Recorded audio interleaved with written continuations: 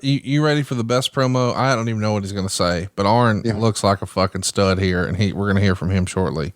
It's going to be better than Sam Houston. I'm fired. Well, I don't think that's much of a spoiler. Dude, this is going to be badass. Let's track it.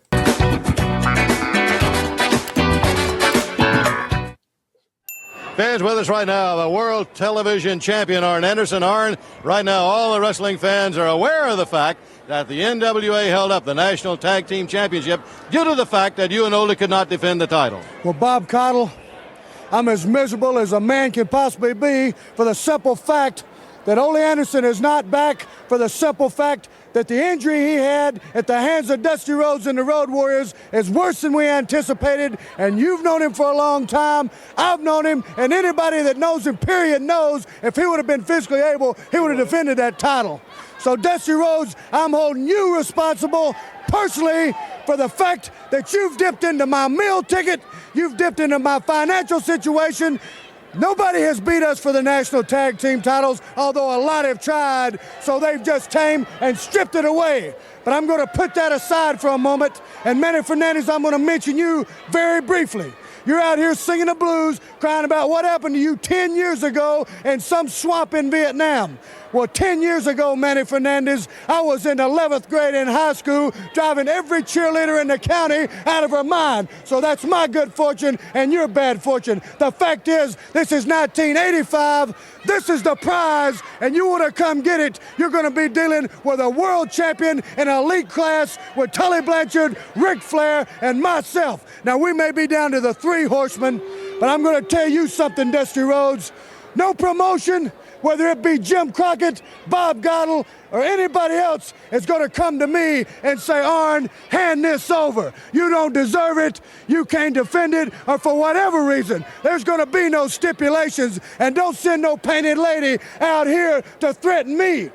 If you want this, Dusty Rhodes, I'm holding you personally responsible. If you want this, you're going to have to physically take it, and everything that entails. Fans here. How great was that? Wow. Painted lady. All right, he's got Rock and Roll Express and Ron Garvin. Here we go. I tell you, Jim Cornette, he's still back there. He's still pushing, and he won't let it lie. That's right, Bob. You know, it never fails to amaze me how Jimmy Cornette can come out here and say how good his Midnight Express is and how bad they are. But he's the one just standing outside the ring. He's not the one that's in the ring. But let me tell you something, Jimmy Cornette. One thing that we hate, that is a liar. Now, we tell the truth. Tell you one thing, brother, we mean it. Now, this is a promise from the Rock and Roll Express, especially to you, Jimmy Cornette, that we're going to get you and we're going to take you down hard. Like you said, brother, Jimmy Cornette, you're ours. Ronnie Garvin, I tell you, there's a championship belt, a world championship belt around the waist that you'd like to get around yours. That's right. First of all, let me say, these guys, Rock and Roll Express, they got a lot of gusto. I'm going to tell you, they get out there and they do a lot of fighting. Now, we talk about Ric Flair. You know, you give Ric Flair an inch, he wants a foot.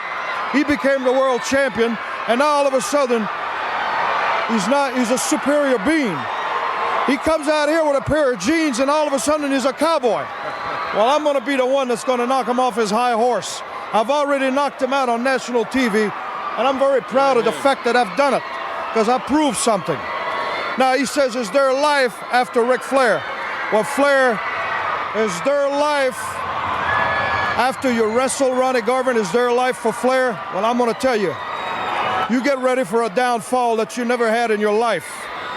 You get ready, because Ronnie Garvin is here, and he's here for one purpose, is to become the next world's champion. And believe me, I've got a lot of followers behind me. I've got a lot of people that write me letters that say, go. And I'm going all the way. And I mean all the way. I mean what I'm saying. I mean business. Ronnie Garvin. All right, fans, we're ready now for the special challenge match. The United States champion, Magnum TA, and the Russian, Ivan Koloff. And there they are in the ring, Johnny Weaver. Holy cow, Bob. Hold on to your chair. This one should really be a wild one. But there is a development. Look, Nikita in there at the side of Ivan.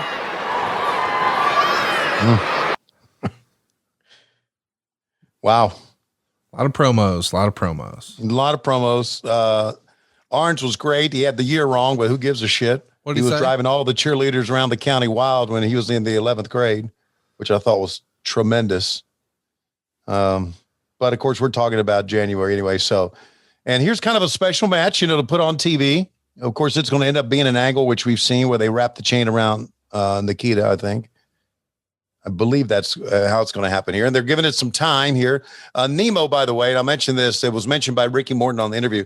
Nemo was National Electronic Mobile Operation, which was the truck that Crockett's had purchased, which was run by Emerson Lawson. They had their own video truck. Where'd y'all find Nemo? So anyway, sorry, I had to. I know. And again, Nemo not only was a truck, it was an edit suite. I mean, we never edited these things down.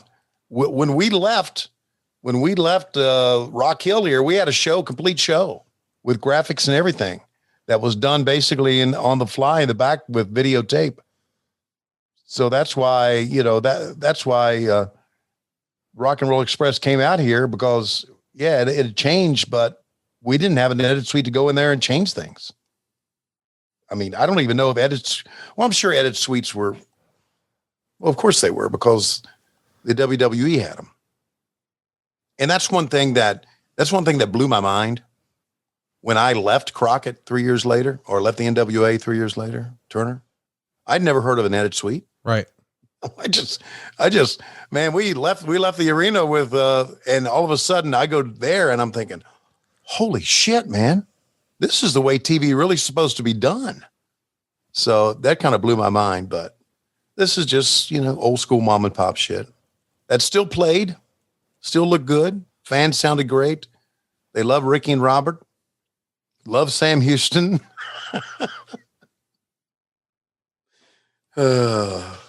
It's pretty apparent that